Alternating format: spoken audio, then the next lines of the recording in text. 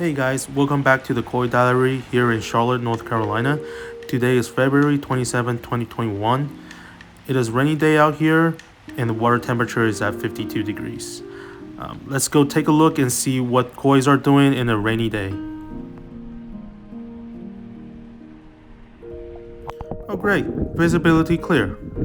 Honestly, every time I put the camera in, they'll swim over and look. I think they're just very curious. And sorry for the shaking here, it's very hard to find a good angle. Almost there, almost there.